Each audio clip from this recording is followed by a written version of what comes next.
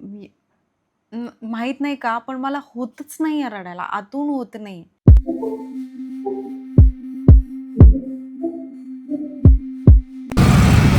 याला काय बोलता माहितीये? नंगा पाऊस. भर उन्हात एवढा पाऊस पडतोय. आमचं नाशिक बघा. ए बाई, पडेल ना मी अशी.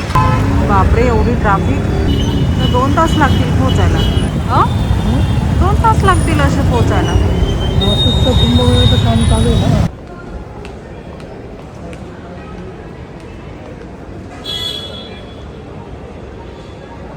आता खरंच बोल. तुझ्या ह्याच्यात किती पैसे होते? 2,500. तुला काय घ्यायचंय? सायकल. अजून? बॅट. बॅट. बॅट केवढ्याला असते? 2,000. 2,000. आणि सायकल केवढ्याला असते? काय माहिती. आपल्या घेण्यावर आहे. 15, 20, 22, लाख. 40, लाख, 2 लाख, 7 लाख. ठीक आहे, पण आपण तुला घेऊन केवढ्याची घेऊ? बरं, नाही माहिती. 2,500 आहेत. तू त्याच्यासाठी माझ्याशी भांडतोय आणि मम्मी डॅडाचे 8 लाख येणार आहे, त्याच्यामधून घे.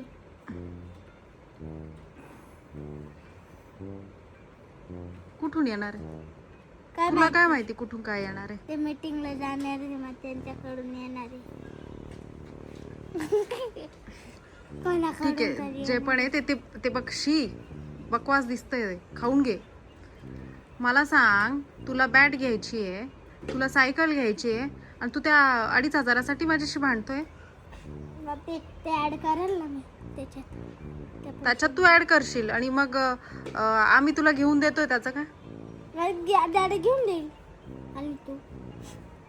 आम्ही दोघं घेऊन देऊ आणि आमच्याशीच भांडतो.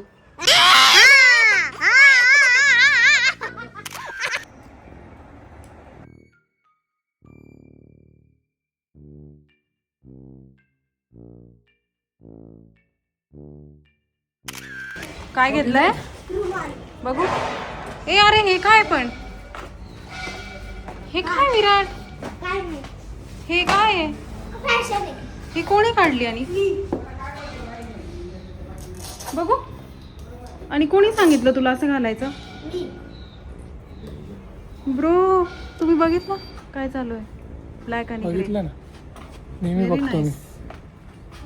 छान हं, छान. आतापासूनच फॅशन. हॅलो बाबा.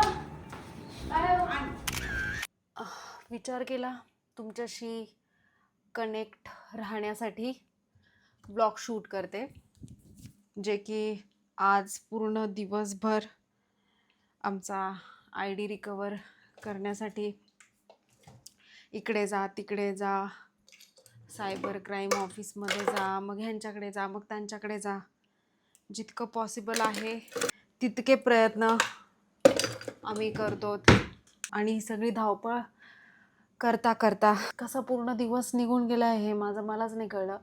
गेल्या 3-4 दिवसांपासून मी अशी पलक पण नाही झपकली, म्हणजे झोपच नाही आहे बिलकुल. हार्डली मी एवढ्या 3-4 दिवसामध्ये 3-4 तासच झोपली असेल. रोज रात्र जागतोय, ID रिकव्हरीसाठी प्रयत्न करते आहे. जितकं पॉसिबल आहे तितकं करायचा प्रयत्न करते आहे. कितीही केलं तरी ती ID त्या लेवलपर्यंत नेण्याकरता मी माझ्या लाईफचे खूप सारे मोमेंट्स, खूप सारा टाईम त्या IDमध्ये मी दिला आहे. त्याच्यामुळे त्या IDचं काय महत्त्व आहे ते फक्त माझं आणि मलाच माहिती आहे. सो जितकं मला पॉसिबल आहे मी ते करण्याचा प्रयत्न करते आहे.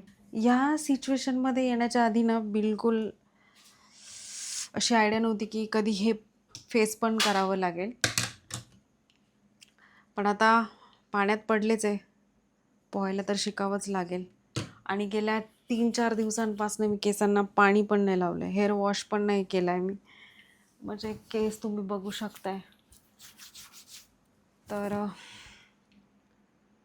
रोज तेल चंपी करूनच बाहेर जाते आहे. माझ्या केसांना सध्या तेलाची खूप जास्त गरज आहे. तर आता बाहेरून आली आहे, पहिले तेल लावते, पुढची कामं. घराकडे पण माझं लक्ष कमी पडलं आहे. आज भांडी पण पडली आहे घासायची. कालचे कपडे अजून पडलेले आहेत. तर आता ते बघते, मग खायचं बघते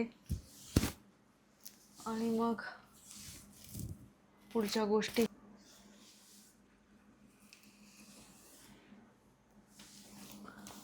काल पण मी केसांना तेल चंपी केली होती. आज पण केसांना तेल चंपीच करते. उद्या मला हेअर वॉश एनी हाऊ करावंच लागेल. आणि जेव्हा माणूस प्रॉब्लेममध्ये अडकतो ना, स्वतःकडे लक्ष देणंच विसरून जातो.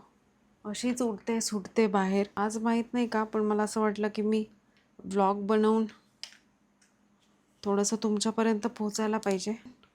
माझी भांडी घासून झाली की आपण आय डीबद्दल चर्चा करूया, की कसं झालं, काय झालं, थोडंसं सांगते तुम्हाला. ठीक आहे, पहिले मी भांडी घासून येते. कालच आम्ही शनी मंदिरात जाऊन आलो होतो. शनिदेवाला नारळ फोडलाय.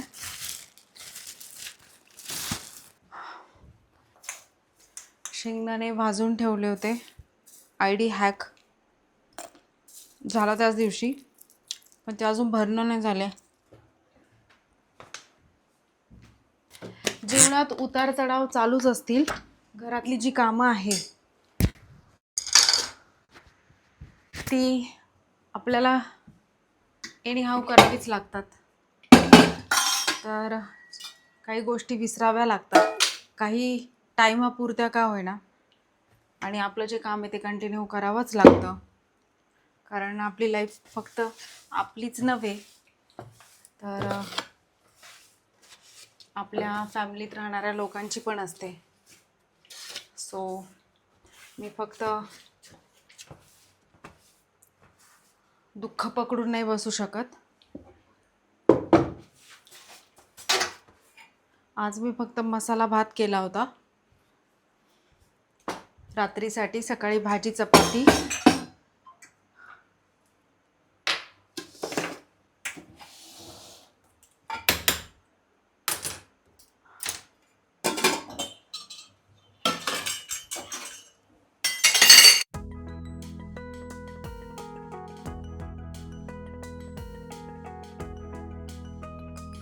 अरे यार,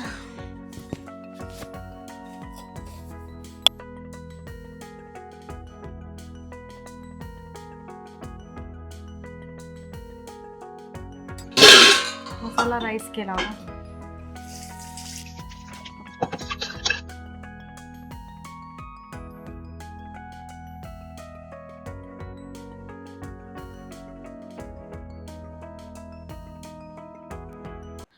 विराटला इतकी भूक लागली होती, सो मला बिलकुल शूट करायला नाही जमलं. छान मसाला राईस केला, पापड, सकाळची भाजी, चपाती, कांदा खाऊन आणि बाकीच्या ॲक्टिव्हिटी, त्याला झोपवून, भांडी घासून आता मी जस्ट फ्री झाली आहे. कपडे जे आहे ते मला धुवून थोडंसं सुकवायला टाकायचे होते, पण रात्र झाली आहे. उद्यावर शिफ्ट केलं आहे, कारण आता धुण्यात तसंही काय अर्थ नाही आहे, सुकणार नाही. सो उद्या कोवळ्या उन्हात मस्त वाळत टाकेन. आता सध्या काय होतं आहे ना, झोपच येत नाही आहे.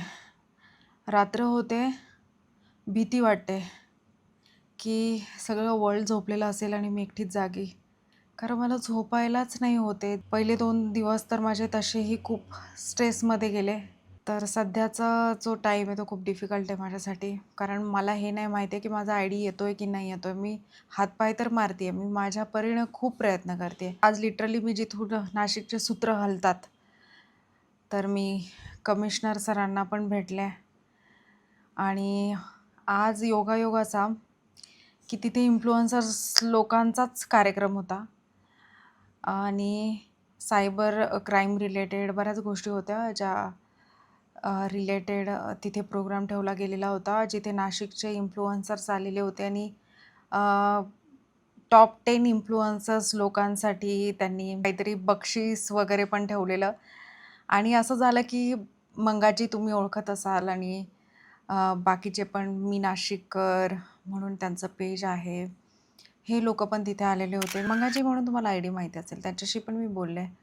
तो पण मला बोलला, की "यार असं नाही व्हायला पाहिजे." म्हणजे हॅक होणं आजकाल इतकं कॉमन झालं आहे. तो पण थोडासा हादरला माझं स्टोरी ऐकून आणि ते लोकं गेस्ट म्हणून आलेले होते आणि मी रडगाणं घेऊन तिथे गेलेले होते त्या ऑफिसला. मी ब्लेस्ड आहे, की मी कनेक्शन्स थ्रू खूप इझिली गोष्टी करू शकते. त्या जर का ते इंडियातच असतं Instagram रिलेटेड, पण ते US आहे आणि मेटाचं आहे.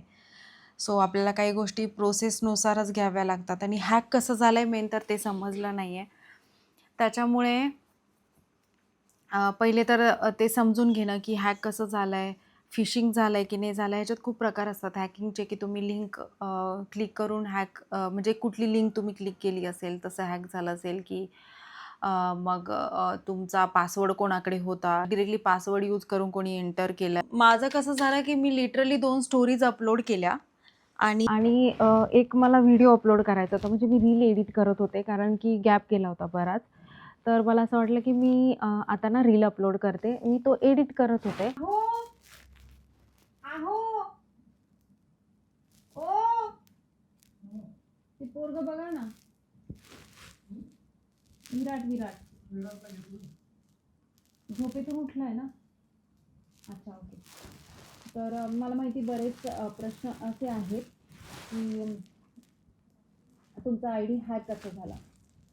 सो माझा आयडी हॅक कसा झाला ते मलाच नाही कळलं, की कारण मी कुठलं लिंक तर नाही मला आठवतच नाही की मी कुठल्या लिंकवर गेली आणि तिथे क्लिक केलंय.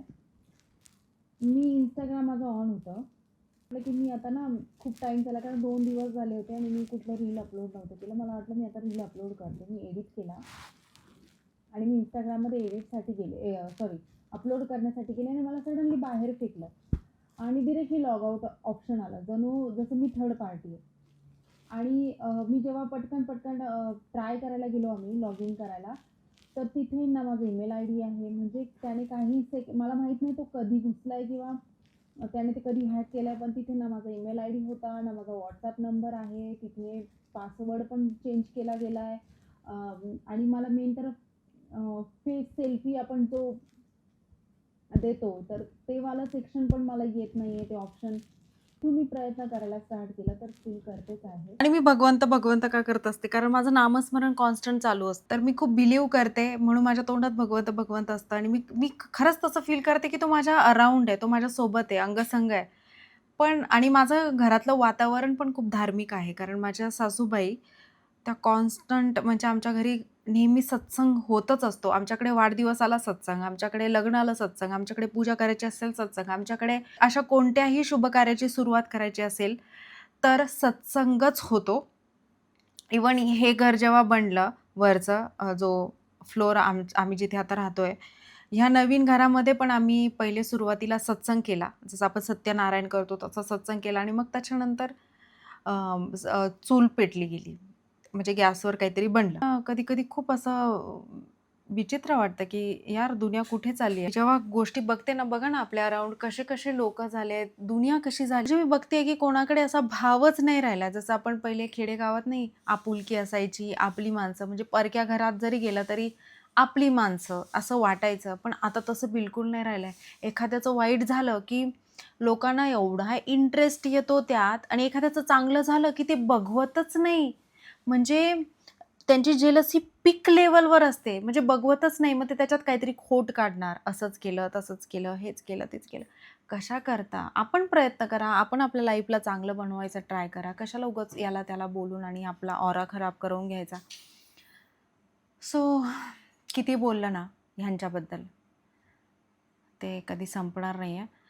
सो असं काही माझ्या आयडी हॅक होण्याचं स्टोरी आहे आणि जेव्हा येईन ना, मी त्याचा पण व्हिडिओ बनवेन आणि तेव्हा पण मी हेटर लोकांना थँक्यूच म्हणेन.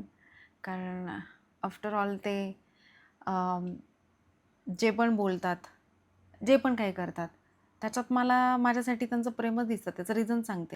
त्यांना करमतच नाही माझ्या विना. म्हणजे बोलतात, सगळं करतात, पण येतात माझ्यासाठी माझ्या आयडीमध्ये हजेरी लावतात. मला कमेंट्स करतात, DM करतात, फॉलो करतात. फॉलो नसेल तरी आवर्जून सर्च करून ते मला कमेंट करायला येतात. बाकी माझे लव्हर्स, सपोर्टर्स जसे की तुम्ही, तुम्ही सगळे हृदयात आहात आणि बस तुमच्या सपोर्टची मी आणि असं नाही आहे हेटर मला इतक्या इतक्या छान छान कमेंट्स आल्या की दी काळजी नको करू आम्ही तुझ्यासोबत आहोत ऑलवेज सपोर्ट आणि बऱ्याच अशा छान छान कमेंट्स पण आहेत की आधार मिळतो धीर मिळतो माहीत नाही कसं की मी मी खूप रोंदलू मुलगी म्हणजे मी खूप रडकी आहे पण ह्यावेळी असं काय झालं आहे मला कळतच नाही आहे मला रडायलाच नाही होत आहे म्हणजे मी खूप ट्राय करते की ॲटलिस्ट रडून तरी मला फ्री वाटेल पण मला रडायलाच नाही होत आहे मे बी असं थोडंसं शॉक बसल्यासारखं नाही आपल्याला होतं की माहीत नाही का पण मला नाही रडायला होते आणि मला आता रडायचं पण नाही आहे मी पॉझिटिव्हली घेण्याचं खूप ट्राय करते मी कुठूनही सुरुवात केलं ना तर तरी